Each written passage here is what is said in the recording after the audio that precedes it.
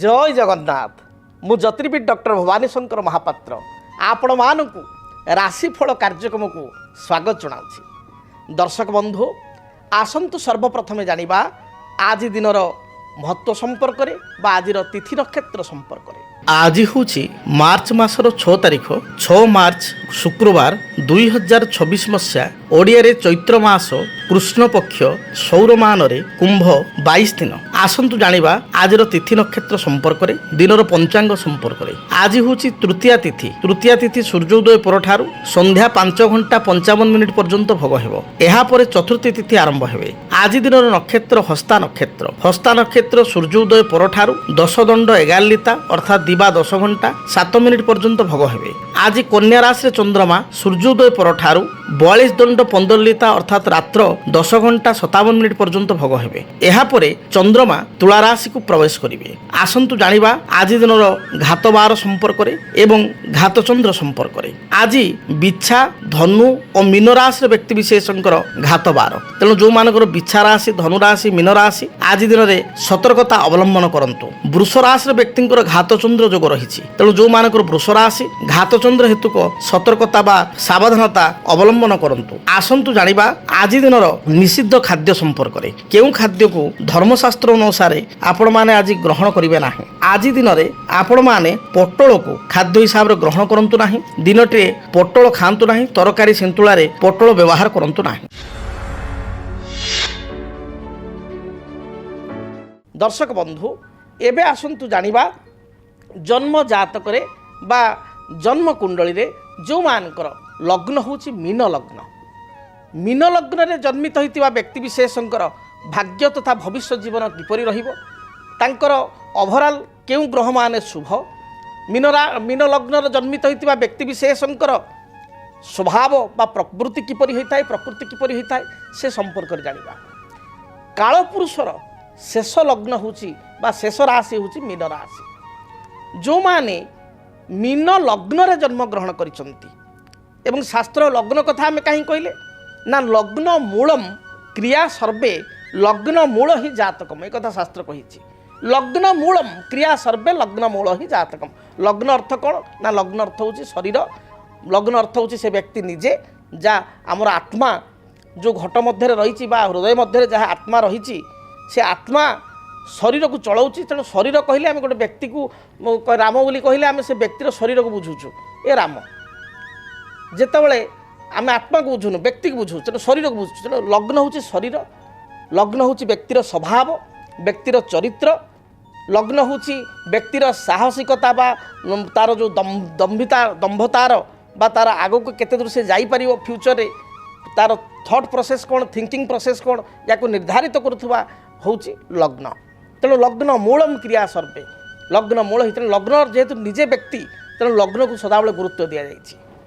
एवं लग्न जदि आपणकर मीन लग्न ताले मीन लग्नर अधिपति होचंती किए ना देवगुरु बृहस्पति। बृहस्पति मीन लग्नर अधिपति एवं मीन लग्नटी होची बृहस्पतिंकर राशि बा बृहस्पतिंकर घर बा बृहस्पतिंकर लग्न। तेणु जदि आपणकर मीन लग्न ताहले आपण धार्मिक मना हेबे कारण जेहेतु बृहस्पतिंकर लग्न धर्मपरायण हेबे सामाजिक कार्य प्रति आपणकर आग्रह रहिबो आपण टिके दयालु स्वभाव हेबे। यद्यपि आपण अन्याय पसंद करिवे नाही आपण कोनोसी जगार अन्याय अनीति भ्रष्टाचार को केबे लाइफ रे आपण सपोर्ट करिवे नाही किंतु आपण दया स्वभाव रहितिबारु किए जदि किछि भूल करे ताहले आपण ताको थरे दुई थर क्षमा करि देबे।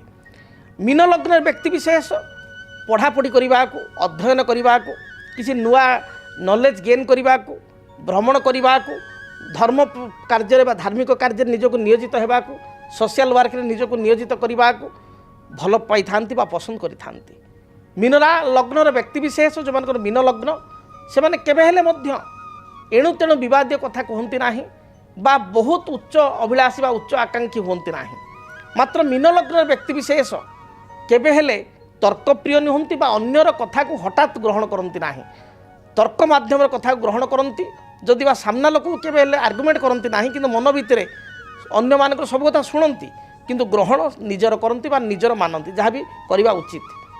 मीन लग्न व्यक्ति विशेष दयालु स्वभाव रही सरल विश्वासी होई अनेक समय निजर परिवार भाई ବନ୍ଧୁ ସାଙ୍ଗ ସାଥୀ ମିତ୍ର ରକ୍ତ ସମ୍ପର୍କୀୟଙ୍କୁ ସାହାଯ୍ୟ କରି ସମସ୍ତ ସାହାଯ୍ୟ ସତ୍ତ୍ୱେ ମଧ୍ୟ ପରବର୍ତ୍ତୀ ପରିସ୍ଥିତିରେ ନିନ୍ଦା ଅପମାନ ସେମାନଙ୍କଠାରୁ ପାଇଥାନ୍ତି। ସାହାଯ୍ୟ ପାଇବା ଦୂର କଥା, ଓଲଟା ସାହାଯ୍ୟ କରି ନିନ୍ଦା ଅପମାନ ପାଇବାର ଯୋଗ ଦେଖାଦେଇଛି। ମୀନ ଲଗ୍ନର ବ୍ୟକ୍ତି ବିଶେଷ ଏକଲା ଚଲରେ ଅର୍ଥାତ୍ ଏକୁଟିଆ ଜୀବନରେ ଆଗକୁ ବଢ଼ିଥାନ୍ତି, ସଂଘର୍ଷ କରି ଆଗକୁ ବଢ଼ିଥାନ୍ତି ଏବଂ ସଫଳତା ପ୍ରାପ୍ତି କରିଥାନ୍ତି। ଆପଣଙ୍କର ପ୍ରାୟ ଅନେକ ସମୟରେ ଛୋଟ ଛୋଟ କଥାରେ ବେଳେବେଳେ ଆପଣ ଯାହାକୁ ଗ୍ରହଣ କରନ୍ତି ନାହିଁ ବା ଯାହା ସହିତ ଆପଣ ହଠାତ୍ ପରିଚିତ ହେଲେ ବା ତା'ର କଥାବାର୍ତ୍ତାରେ କିଛି ଆପଣ ଦେଖିଲେ କିଛି ତ ହଠାତ୍ ଆପଣ ସନ୍ଦେହ କରନ୍ତି। ଆପଣ କୌଣସି ଜିନିଷକୁ ହଠାତ୍ ତର୍ଜମା କରିକିରି ଆପଣ ନେବାକୁ ପସନ୍ଦ କରନ୍ତି, ହଠାତ୍ ଗ୍ରହଣ କରନ୍ତି ନାହିଁ। କିନ୍ତୁ ଯେଉଁଠି ଭଲ ପାଇବା ଥାଏ, ଯେଉଁଠି ବିଶ୍ୱାସ ଥାଏ, ସେଠି ଆଦୌ ତର୍ଜମା କରନ୍ତିନି, ଆଦୌ ଡାଉଟ୍ କରନ୍ତିନି। ଯେଉଁଥିପାଇଁ ଭଲ ପାଉଥିବା ଲୋକମାନେ ବା ନିଜ ଲୋକମାନେ ହିଁ ଆପଣଙ୍କୁ ଅସୁବିଧାରେ ପକାଇଥାନ୍ତି। ତେବେ ମୀନ ଲଗ୍ନରେ ଜନ୍ମିତ ହୋଇଥିବା ବ୍ୟକ୍ତିବିଶେଷଙ୍କର ବୃହସ୍ପତି ଲଗ୍ନାଧିପତି, କର୍ମାଧିପତି, ଦଶମାଧିପତି, ତେଣୁ ଶରୀର, କର୍ମ, ରାଜ୍ୟ, ପ୍ରତିଷ୍ଠା ଏବଂ ପୈତୃକ ଧନ, କାରଣ ଦଶମରୁ ପୈତୃକ ଧନ ମଧ୍ୟ ଆସିବ। ପୈତୃକ ଧନ ବା ପିତାଙ୍କର ଧନ, ୟାର ଅଧିପତି ହେଉଛନ୍ତି ବୃହସ୍ପତି। ତେଣୁ ବୃହସ୍ପତି ଏ ଲଗ୍ନ ପାଇଁ ଅତ୍ୟନ୍ତ ଯୋଗକାରକ। ବୃହସ୍ପତିଙ୍କ ପରେ ଦ୍ୱିତୀୟ ଯୋଗକାରକ ଗ୍ରହ ହେଉଛନ୍ତି ମଙ୍ଗଳ। ମଙ୍ଗଳ ହେଉଛନ୍ତି ଧନ ବା ଫାଇନାନ୍ସର ଗ୍ରହ, ଦ୍ୱିତୀୟାଧିପତି। ମୀନ ପରେ ଦ୍ୱିତୀୟଟା ଆସିବ ମେଷ।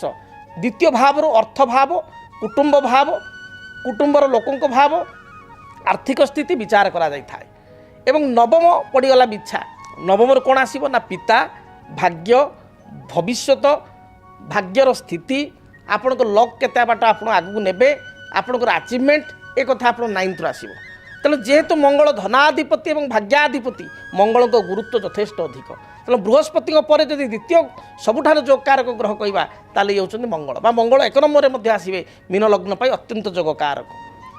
ସେହିଭଳି ଭାବରେ ମୀନ ଲଗ୍ନର ବ୍ୟକ୍ତିବିଶେଷଙ୍କ ପାଇଁ ଚନ୍ଦ୍ର ମଧ୍ୟ ହେଉଛନ୍ତି ଯୋଗକାରକ। କାରଣ ଚନ୍ଦ୍ର ହେଉଛନ୍ତି ପଞ୍ଚମାଧିପତି। ଉଚ୍ଚ ବିଦ୍ୟା, ଉଚ୍ଚ ଶିକ୍ଷା, ପାରିବାରିକ ଜୀବନ, ମାତା, ପାରିବାରିକ ସ୍ଥିତି, ପ୍ରତିଷ୍ଠା, ଜମି ଭୂମି, ୟାର ଅଧିପତି ସହିତ ଯେହେତୁ ଚନ୍ଦ୍ରମା ଏଗୁଡ଼ିକ କାରକତ୍ୱ କରନ୍ତି, ତା ସହିତ ସନ୍ତାନର ମଧ୍ୟ ଅଧିପତି, ପଞ୍ଚମେଶ ହିସାବରେ ସନ୍ତାନର ମଧ୍ୟ ଅଧିପତି, ବିଦେଶ ଯାତ୍ରାର ଅଧିପତି, ଐଶ୍ୱର୍ଯ୍ୟ କୃପା ବା ଭଗବାନ କୃପାର ଅଧିପତି, କୃପାପ୍ରାପ୍ତିର ଅଧିପତି ହେଉଛନ୍ତି ଚନ୍ଦ୍ରମା। ତେଣୁ ଚନ୍ଦ୍ରମା ହେଉଛନ୍ତି 3 ନମ୍ବର ଯୋଗକାରକ ଏବଂ ଶେଷ ଯୋଗକାରକ ହେଉଛନ୍ତି ରବି। ଯଦ୍ୟପି ରବି ଏ ଲଗ୍ନ ପାଇଁ ଷଷ୍ଠାଧିପତି, ଷଷ୍ଠପତି ହେଲେ ମଧ୍ୟ ମୀନ ଲଗ୍ନ ପାଇଁ ରବି ଯୋଗକାରକ ଏବଂ ବୃହସ୍ପତିଙ୍କ ମିତ୍ର ହୋଇଥିବାରୁ ଶୁଭ ଫଳ ପ୍ରଦାନ କରିଥାନ୍ତି। ତେବେ ଆମେ ଆଉ ଥରେ ଜାଣିବା, ଯଦି ଆପଣ ମୀନ ଲଗ୍ନରେ ଜନ୍ମଗ୍ରହଣ କରିଛନ୍ତି, ଆପଣଙ୍କର ପ୍ରଥମେ ଲଗ୍ନାଧିପତି ବୃହସ୍ପତି, ଦ୍ୱିତୀୟରେ ମଙ୍ଗଳ, ତୃତୀୟରେ ଚନ୍ଦ୍ର, ଚତୁର୍ଥରେ ରବି, ଏ 4 ଗ୍ରହ ହେଉଛନ୍ତି ଆପଣଙ୍କର ଯୋଗକାରକ। ଏ 4 ଗ୍ରହଙ୍କର ଯେତେବେଳେ ଦଶା ଅନ୍ତରଶା ଚାଲିବ, ସେତେବେଳେ ଆପଣ ଯଥେଷ୍ଟ ଶୁଭଫଳ ପ୍ରାପ୍ତି କରିବେ। ଯଦି ଏ 4 ଗ୍ରହ ମଧ୍ୟରୁ ଯେଉଁ ଗ୍ରହ ଦୁର୍ବଳ ଅଛନ୍ତି, ଯେଉଁ ଗ୍ରହ ପାପଯୁକ୍ତ ହୋଇଛନ୍ତି, ଯେଉଁ ଗ୍ରହ ଶତ୍ରୁଙ୍କ ଦୃଷ୍ଟିରେ ଅଛନ୍ତି, ଯେଉଁ ଗ୍ରହ ପାପକର୍ତ୍ତରୀ ଯୋଗରେ ପୀଡ଼ିତ ହୋଇଛନ୍ତି ବା ଯେଉଁ ଗ୍ରହ ଅସ୍ତ ହୋଇଯାଇଛନ୍ତି ବା ଯେଉଁ ଗ୍ରହମାନେ ବୃଦ୍ଧାବସ୍ଥାରେ ଅଛନ୍ତି ଡିଗ୍ରୀ ଅନୁଯାୟୀ, ସେ ଗ୍ରହଙ୍କର ଦଶା ଅନ୍ତର୍ଦଶା ବା ସେ ଗ୍ରହ ବସିଥିବା ଭାବରେ ଆପଣଙ୍କୁ କଷ୍ଟ ହେବ। ଭାବ ମାନେ କ'ଣ ନା, ଯେମିତି ଦ୍ୱିତୀୟେଶ ହେଉଛନ୍ତି ମଙ୍ଗଳ, ଭାଗ୍ୟେଶ ମଙ୍ଗଳ। ଯଦି ମଙ୍ଗଳ ଆପଣଙ୍କ ଲଗ୍ନ ପାଇଁ, ମୀନ ଲଗ୍ନ ପାଇଁ ମଙ୍ଗଳ କର୍କଟରେ ହେଉଛନ୍ତି ନୀଚ, ଯଦି ନୀଚ ହୋଇଗଲେ, ମଙ୍ଗଳ ଧରନ୍ତୁ ଆପଣଙ୍କର ଶନି ଦୃଷ୍ଟିରେ ରହିଲେ, ମଙ୍ଗଳ ଶନିଯୁକ୍ତ ହୋଇଗଲେ, ଏପରି ସ୍ଥିତିରେ କ'ଣ ହେବ ନା ଦ୍ୱିତୀୟ ଭାବ ଏବଂ ନବମ ଭାବଟି ପ୍ରଭାବିତ ହେବ। ଅର୍ଥାତ୍ ଧନ ପାଖରେ ଆସିଲେ ମଧ୍ୟ ରହିବ ନାହିଁ, କୁଟୁମ୍ବରେ କଳହ ରହିବ, ଅନ୍ୟମାନଙ୍କୁ ସାହାଯ୍ୟ କରି ଅସୁବିଧା କରିବେ, ଆପଣଙ୍କର ଟ୍ୟାଲେଣ୍ଟ ବା ଯୋଗ୍ୟତା ଦକ୍ଷତା ଯଥେଷ୍ଟ ଥିବା ସତ୍ତ୍ୱେ ମଧ୍ୟ କର୍ମକ୍ଷେତ୍ରରେ ଆପଣଙ୍କ ପ୍ରତି ରାଜନୀତି ହେବ ବା ପାର୍ସିଆଲିଟି ହେବ, ଆପଣ ଅସୁବିଧାରେ ପଡ଼ିବେ, ଭାଗ୍ୟରେ ଯେତିକି ଗ୍ରୋଥ୍ ହେବା କଥା ହେବ ନାହିଁ। ସେଭଳି ଚନ୍ଦ୍ରମା ଯଦି ଜାତକରେ ନୀଚ ହୋଇଗଲେ ବା ଚନ୍ଦ୍ରମା ପାପଯୁକ୍ତ ହୋଇଗଲେ, ସନ୍ତାନମାନେ ଅବାଟକୁ ଯିବେ, ସନ୍ତାନଙ୍କର ସ୍ୱାସ୍ଥ୍ୟ, ଶିକ୍ଷା, କ୍ୟାରିୟରକୁ ନେଇ ଚିନ୍ତିତ ହେବେ, ନିଜର ହାୟର ଷ୍ଟଡି ବା ଉଚ୍ଚ ବିଦ୍ୟାର ସମସ୍ୟା ଦେଖାଦେବ, ମାନସିକ ସ୍ଥିତି ଚନ୍ଦ୍ର ମନକାରକ ଭଲ ରହିବ ନାହିଁ। ତେଣୁ ଏ ଗ୍ରହମାନେ ଯଦି ପ୍ରଭାବିତ ହୋଇଥାନ୍ତି, ତାହେଲେ ସେ ଗ୍ରହଙ୍କର ବୃକ୍ଷ ଏବଂ ସେହି ଗ୍ରହଙ୍କ ରତ୍ନ ଧାରଣ କରିବା ଆବଶ୍ୟକ। ଯଥା ଯଦି ରବି ଆପଣଙ୍କ ଜାତକରେ ନୀଚ ଅଛନ୍ତି ଅଷ୍ଟମ ସ୍ଥାନରେ ଦୁର୍ବଳ ହୋଇକରି, ତାହେଲେ ଆପଣ ରବିଙ୍କର ବୃକ୍ଷ ବେଲଗଛକୁ ପୂଜା କରିବେ, ରବିଙ୍କ ରତ୍ନ ମାଣିକ୍ୟ ଧାରଣ କରିବେ। ଚନ୍ଦ୍ର ଦୁର୍ବଳ ଅଛନ୍ତି ବା ପାପଯୁକ୍ତ ହୋଇଛନ୍ତି, କ୍ଷୀରକୋଳି ବୃକ୍ଷ ପୂଜା କରିବେ। ଚନ୍ଦ୍ରଙ୍କ ରତ୍ନ ନେଚୁରାଲ ପୋଲ୍ ବା ମୁକ୍ତା ଯେଉଁଟା ଆମେ କହୁଛେ, ଗଳାରେ ଲକେଟ୍ କରି ବା ଡାହାଣ ହାତ କାଣିଆ ଗୋଟେ ରୂପାରେ ଧାରଣ କରିବେ, ବହୁତ କମ୍ ପଇସା ପିନ୍ଧିପାରିବେ। ଯଦି ଆପଣଙ୍କର ମଙ୍ଗଳଙ୍କ ସ୍ଥିତି ଖରାପ ଅଛି, ତାହେଲେ ଆପଣ ରକ୍ତ ପ୍ରବାଳ ବା ରେଡ୍ କୋରାଲ୍ ଧାରଣ କରିବେ ଏବଂ ସୁଗନ୍ଧି ବୃକ୍ଷ ବା ଅନନ୍ତମୂଳ ବୃକ୍ଷକୁ ପୂଜା କରିପାରିବେ। সেইভাবে যদি চন্দ্র খারাপ অছি ক্ষীরকোଳି বৃক্ষক পূজা করে। বৃহস্পতি জাতকের নিচ অস্ত দুর্বল হয়ে যাই বা লগ্নপতি মকরে আপনার মীন লগ্ন একাদশ স্থান লে নিচ হয়ে যাই বা শনি রাহু সহিত যুক্ত হয়েছি এ পরিস্থিতি বৃহস্পতির বৃক্ষ ব্রহ্মজ্যেষ্ঠী বৃক্ষ কুণ্ডল লগাই প্রত্যেক দিন পূজা করে। বৃহস্পতি রত্ন হচ্ছে পীতপুষ্প রাগমণি যা আমি কৌ येलो साफायर এবং ন্যাচুরাল সাফায়ার হইতে দরকার। সাফায়ার দুই প্রকার আসে, গোটে আপনার ট্রিট করা ল্যাব্রে তা ট্রিটেড সাফায়ার जोटा আপনার येलो कलर भाया आस पूरा हलदी कंचा हलदीर कलर आसो और कलर बलिदेला भाया लगे ट्रिटेड सेटा आपको विशेष काम करना ना जोटा को नेचुराल येलो साफायर जहाँकि श्रीलंकार आसता श्रीलंकार माइन्स अच्छी सिलोनिज येलो साफायर बोली कहुए से श्रीलंका पूर्वर सिलोन कहला तेणु सिलोनिज येलो साफायर हायर क्वालिटीर भल क्वालिटीर आप पिंधे निश्चय शुभफल पाइबे। जेहेतु येलो साफायर एक दामी रत्न जदि जड़े व्यक्ति कहे मु येलो साफायर धारण कर दामी रत्न हो मो अक्षम ताहले तार उपचार हिसाब से उपरत्न जोटा कि सब जेम्स कहुए substitute of gems yellow topaz जहाँ बृहस्पति उपरत्न येलो टोपाज बहुत कम पैसा ताकू धारण करेंगे टी बड़ सैज्र धारण करेंगे। डाण हाथ जब येलो साफायर आप 4.5 5 बा 5.5 6 पिंधुंट येलो टोपाजटी आप 8 9 पिंधे देखिए बहुत कम पैसा रही आपको इफेक्टिव हम तेणु येलो टोपाज पिंधिपारे। यह सहित आपण बृहस्पति वृक्ष ब्रह्मज्येष्ठी वृक्ष पूजा करेंगे। तेज आपण लग्न जानीदेवा दरकार जो अशुभ ग्रह कौ माने मीन लग्न प्रथम शत्रु ग्रह होती तृतीयश अष्टमेश शुक्र शुक्र आदौ प्राय शुभफल दिखती ना क्या सी देवता मान गुरु मीन लग्न गुरु होती बृहस्पति और दैत्य मान गुरु होती शुक्र से भाव में शनि व्ययाधिपति लाभाधिपति हेले व्ययाधिपति शनिकर स्थिति खराब थे शनि नेगेटिविटी फल दियंती। बुध बाधक जेहेतु मीन लग्न हूँ एक दात्मिक लग्न बा द्विस्वभाव लग्न बुध हूँ बाधक बुधों अनेक समय समस्या होता है। जदि एभली समस्या रही ए दशा गुड़िक चली शनि दशा बाड़ीअला वृक्ष बुधों दशा बुध तारक वृक्ष एवं शुक्र दशा पलाश वृक्ष किंबा मासपूर्ण वृक्ष पूजा कले मीन लग्न व्यक्ति विशेष उपकृत हो पारे। दर्शक बंधु आम जानिले मीन लग्न संपर्क में एवं आपण मैंने आग्रह सहित अनाई बस मन मन भितर आप कहते सर राशिफल कहना आपणकर आज दिन राशिफल आरंभ करवा मेष ठारू मीन पर्यंत आपण मानकर आज दिन द्वादश राशि राशिफल संपर्क में आज दिन किपरि कटिब से संपर्क में सर्वप्रथमे मेष राशि। कर्मक्षेत्र को नहीं किछिटा समस्या बा विवाद देखा दे पारे। मानसिक दुश्चिंता कारण मन भाराक्रांत रहिबो। पारिवारिक जीवन आपण पई मध्यम रहिबो। व्यवसायी माने व्यवसाय रे सफलता प्राप्ति करिवे। गृहिणी मानक पई महिला मानक पई दिनटी बहुत शुभ थिबारु जेकोसी कार्य को आरंभ कले दिनटे सफलता प्राप्ति करिवे। मन मध्य आपणकर उत्साह रहिबो एवं उत्साह रखी धैर्य रखी कार्य कले प्रत्येकटी कार्य जययुक्त हेबे। शुभ रंग हिसाब रे लाल हलदी सुनेली रंगर वस्त्र व्यवहार करंतु। शुभ संख्या हिसाब रे 1 एवं 9 को व्यवहार करंतु। अधिक शुभ फल प्राप्ति पाई आपण हनुमान चालीसा पाठ करी घर बाहर को बाहरंतु दिनटी शुभरे कटिबो। वृष राशि कौनसी नूतन कार्य करने को जाई मन मध्य आपको उत्साह देखा दे पारे नुआ काम करने उत्साह बढ़। पारिवारिक जीवन आपण सुखप्रद हेबो। जदि व्यवसाय कर व्यवसाय आप लाभ फल प्राप्ति करेंगे बा लाभर स्थिति भल रहिबो। जो माने गृहिणी बा महिला से दिनटी बहुत भल बीतब। विद्यार्थी उच्च विद्या अध्ययन पर विदेश यात्रा करि पारंती। अपराह्न समय बंधुओं सहित आपंकर साक्षात हो पारे। आपण शुभ रंग धला नील एवं कमला यही रंगर वस्त्र व्यवहार करंतु। शुभ संख्या हिसाब रे 5 एवं 6 उभय संख्या को व्यवहार करंतु। अधिक शुभ फल प्राप्ति पाई आपण कौनसी अंध लोकों को बा चक्षुहीन व्यक्ति को किसी मिष्टान जातीय खाद्य खाइबा को दिंतु। किसी आर्थिक साहाय्य करंतु दिनटी शुभप्रद हेबो। एभली लोक न मिलिले श्वेतवर्ण गाई को बा धला रंगर गाई को किसी घास बा घास बदल में 5 बिटा 7 बिटा शाग किणी खाइबा दिंतु दिनटी भलरे बीतिबो। मिथुन राशि कर्मक्षेत्र जो बाधा विघ्न थिला ता दूरीभूत हेबो। नूतन किसी योजना बा फ्यूचर प्लानिंग आपण करि पारंती। दाम्पत्य जीवन में अति साधारण कथा को नहीं मतभेद मतांतर सृष्टि हो पारे। शरीर में पेटजनित समस्या गैस्ट्रिक अंटा बा मेरुदंड जंत्रणा स्किन रिलेटेड प्रॉब्लम बा चर्म रोग बा स्किन एलर्जी एभली समस्या बढ़ी जाई पारे। ମାଙ୍କର ସ୍ୱାସ୍ଥ୍ୟକୁ ନେଇ ଚିନ୍ତିତ ହେବେ। ଭାଇଙ୍କ ସହିତ ବା ଭଉଣୀଙ୍କ ସହିତ କିଛି କଥାକୁ ନେଇ ମତାନ୍ତର ମତ ପାର୍ଥକ୍ୟ ସୃଷ୍ଟି ହୋଇପାରେ। ଦିନଟିରେ ଶୁଭଫଳ ପ୍ରାପ୍ତି ପାଇଁ ଆପଣ ଖଇର, ସବୁଜ ଏବଂ କମଳା ଏହି ରଙ୍ଗର ବସ୍ତ୍ର ବ୍ୟବହାର କରନ୍ତୁ। ଶୁଭ ସଂଖ୍ୟା ହିସାବରେ ନମ୍ବର 5କୁ ବ୍ୟବହାର କରନ୍ତୁ। ଅଧିକ ଶୁଭଫଳ ପ୍ରାପ୍ତି ପାଇଁ ଆପଣ ଭଗବାନ ଗଣେଶଙ୍କୁ ଦର୍ଶନ କରନ୍ତୁ। ଭଗବାନ ଗଣେଶଙ୍କ ମସ୍ତକରେ ଅଷ୍ଟଦଳ ଦୁର୍ବା ପ୍ରଦାନ କରି ଦୂରଯାତ୍ରା କରନ୍ତୁ। ରିଷ୍ଟ ଖଣ୍ଡିତ ହେବ, ଶୁଭଫଳ ପ୍ରାପ୍ତି କରିବେ। କର୍କଟ ରାଶି। କର୍କଟ ରାଶିର ବ୍ୟକ୍ତିବିଶେଷ ଅନ୍ୟର ମନକୁ ବା ମାନସିକତାକୁ ପଢ଼ିପାରିବାରେ ସକ୍ଷମ ହେବେ। ପାରିବାରିକ ଜୀବନରେ ଆପଣ ସମସ୍ତଙ୍କ ମନ ନେଇ ଚଳିବେ, ସମସ୍ତଙ୍କ ମନକୁ କିଣିବେ, ସମସ୍ତଙ୍କୁ ଆପଣାର କରିପାରିବେ। ଗୃହିଣୀମାନଙ୍କ ପାଇଁ, ମହିଳାମାନଙ୍କ ପାଇଁ ଦିନଟି ଅତି ଭଲ ଥିବାରୁ ପ୍ରତ୍ୟେକ କାର୍ଯ୍ୟରେ ଆପଣ ଜୟଯୁକ୍ତ ହେବେ। କିଛି ନୂତନ କାର୍ଯ୍ୟକୁ ଆପଣ ଆଜି ଆରମ୍ଭ କରିପାରନ୍ତି। ଗୃହଜାତ ସାମଗ୍ରୀ, ନିଜ ପାଇଁ କିଛି ବସ୍ତ୍ର, ଅଳଙ୍କାର, ଆଭୂଷଣ ବା କିଛି ସୁସ୍ୱାଦୁ ଭୋଜନ ଆପଣ ପ୍ରାପ୍ତି କରିବାର ଯୋଗ ରହିଛି। ଅପରାହ୍ନ ସମୟରେ ମାଙ୍ଗଳିକ କାର୍ଯ୍ୟ କିମ୍ବା ବିବାହ ବ୍ରତ ଆଦି ସ୍ଥାନକୁ ଆପଣ ଗମନ କରିପାରନ୍ତି। ସ୍ୱାମୀଙ୍କ ସହିତ କିଛି ମତଭେଦ ଥିଲେ ତାହା ଦୂରୀଭୂତ ହେବ। ପତି ପତ୍ନୀଙ୍କ ମଧ୍ୟରେ ସମ୍ପର୍କ ଉତ୍ତମ ରହିବ। ବିଦ୍ୟାର୍ଥୀମାନଙ୍କ ପାଇଁ ଦିନ ଭଲ ଯାଉଥିବାରୁ ଉଚ୍ଚ ବିଦ୍ୟାରେ ସଫଳତା ପ୍ରାପ୍ତି କରିବେ। କୌଣସି ଇଣ୍ଟରଭ୍ୟୁ ଥିଲେ ଏଥିରେ କ୍ୱାଲିଫାଇ ହୋଇପାରିବେ। ଶୁଭରଙ୍ଗ ହିସାବରେ ଧଳା, କମଳା ଏବଂ ଲାଲ ରଙ୍ଗକୁ ବ୍ୟବହାର କରନ୍ତୁ। ସଂଖ୍ୟା ହିସାବରେ ନମ୍ବର 2କୁ ବ୍ୟବହାର କରନ୍ତୁ। ଅଧିକ ଶୁଭଫଳ ପ୍ରାପ୍ତି ପାଇଁ ଘରୁ ଯେତେବେଳେ ଆପଣ ଦୂରଯାତ୍ରା କରୁଛନ୍ତି, ଚାମୁଚେ ମହୁ ବା ସାମାନ୍ୟ ମହୁ ଚାମୁଚେ ଖାଇ ଦୂରଯାତ୍ରା କରନ୍ତୁ। ଦିନଟି ଶୁଭପ୍ରଦ ହେବ। ସିଂହ ରାଶି। ଆୟ ଅନୁସାରେ ବ୍ୟୟ ଆପଣଙ୍କର ବଢ଼ିଯାଇପାରେ। କର୍ମକ୍ଷେତ୍ରରେ ଉଚ୍ଚ ପଦାଧିକାରୀ ଆପଣଙ୍କୁ ପ୍ରଶଂସା କରିବେ। ପ୍ରତ୍ୟେକ ବିବାଦୀୟ କାର୍ଯ୍ୟରେ ଆପଣ ଜୟଯୁକ୍ତ ହେବେ। କୋର୍ଟ କଚେରୀ ମାଲି ମକଦ୍ଦମା ଥିଲେ ଏଥିରେ ବିଜୟୀ ହେବେ। ପାରିବାରିକ ଜୀବନ ସୁଖମୟ ହେବ। ଶରୀରରେ ଉଚ୍ଚ ରକ୍ତଚାପ, ଥଣ୍ଡା କିମ୍ବା ଥ୍ରୋଟ୍ ଇନଫେକ୍ସନ୍ ଭଳି ସମସ୍ୟା ଦେଖାଦେଇପାରେ।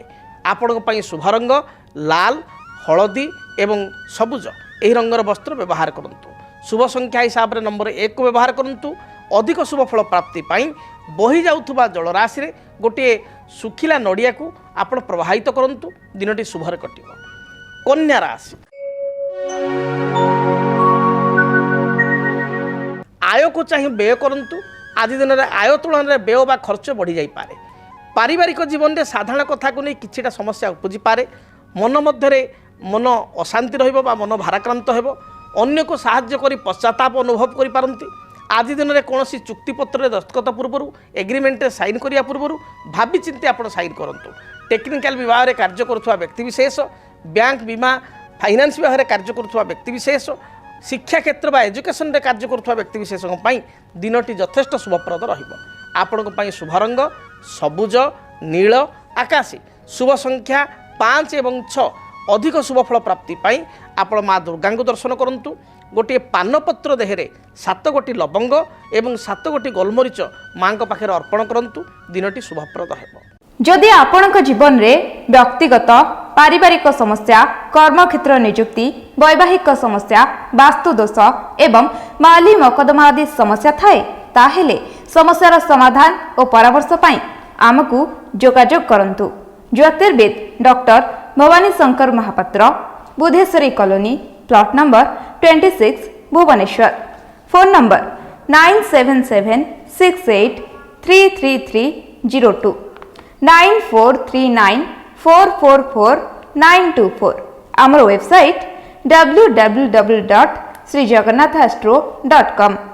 ଆସନ୍ତୁ ଜାଣିବା ତୁଳା ରାଶିର ବ୍ୟକ୍ତିଙ୍କ ପାଇଁ ଆଜି ଦିନଟି କିପରି କଟିବ। ତୁଳା ରାଶି। ତୁଳା ରାଶିର ବ୍ୟକ୍ତିବିଶେଷ ଭ୍ରମଣ ପ୍ରିୟ ହେବେ। କୌଣସି ବନ୍ଧୁ ବା ମିତ୍ରଙ୍କ ସହିତ ଅକସ୍ମାତ୍ ସାକ୍ଷାତ ହେବ। ଗୃହକୁ କୌଣସି ଗୃହଜାତ ସାମଗ୍ରୀ କ୍ରୟ କରିବେ। କର୍ମକ୍ଷେତ୍ରରେ ସ୍ଥିତି ଆପଣଙ୍କର ମଜବୁତ ରହିବ। ବ୍ୟବସାୟୀମାନେ ବ୍ୟବସାୟରେ ଶୁଭଫଳ ବା ଲାଭଫଳ ପ୍ରାପ୍ତି କରିବେ। ବିଦ୍ୟାର୍ଥୀମାନେ ପାଠ ଅପେକ୍ଷା ଆପଣଙ୍କର ସିନେମା, ଯାତ୍ରା ବା କୌଣସି ଭ୍ରମଣ ପ୍ରତି ଅଧିକ ଆଗ୍ରହ କରିବେ। ଖାଦ୍ୟପେୟରେ ବିଦ୍ୟାର୍ଥୀମାନେ ଚୁଜି ହେବେ ବା ପିଲାମାନେ ଆଜି ଚୁଜି ହେବେ।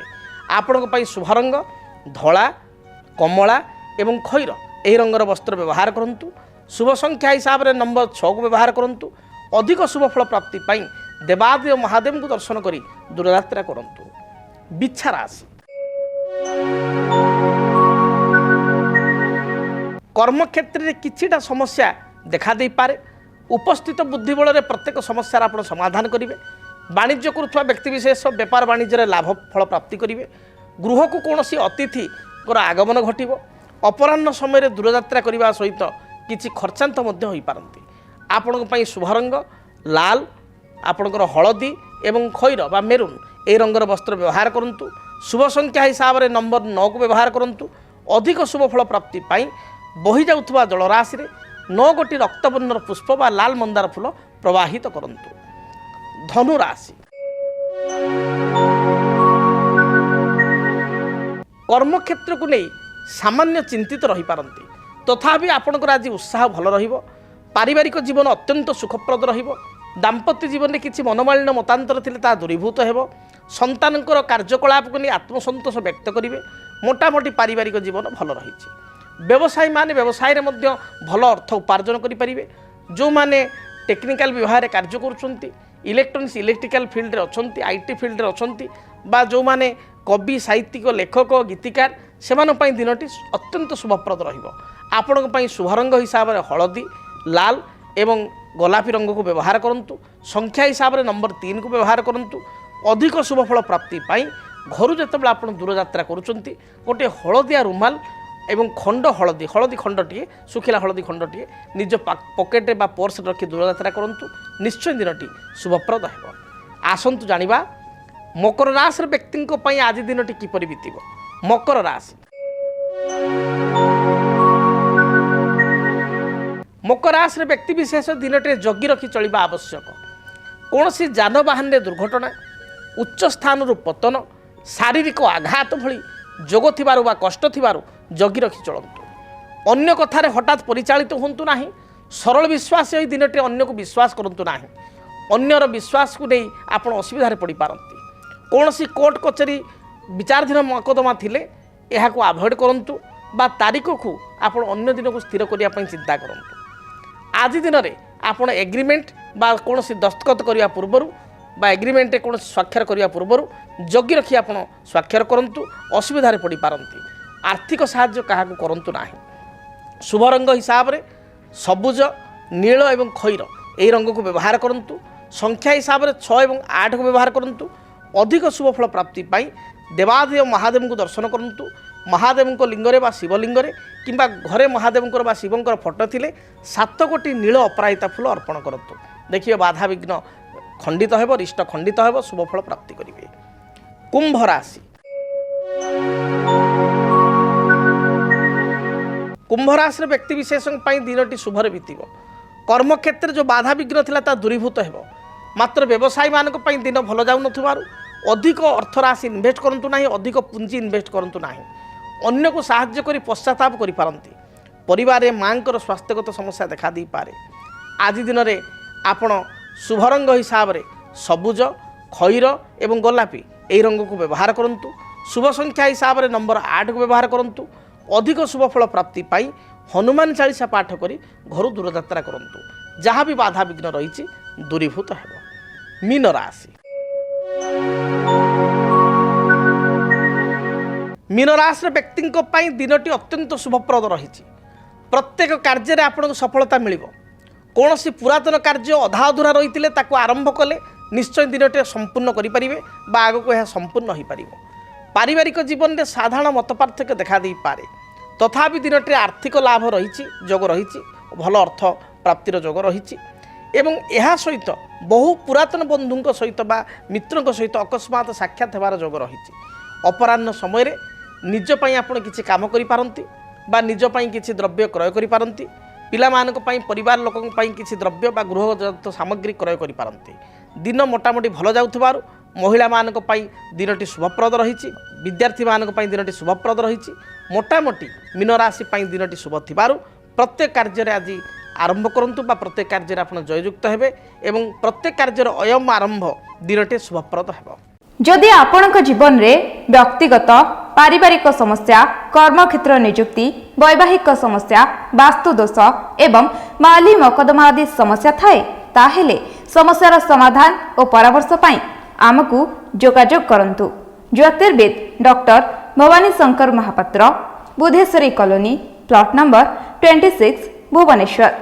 ଫୋନ ନମ୍ବର 97768333 9302 9439444924 ଆମର ୱେବସାଇଟ୍ www.srijagannathastro.com।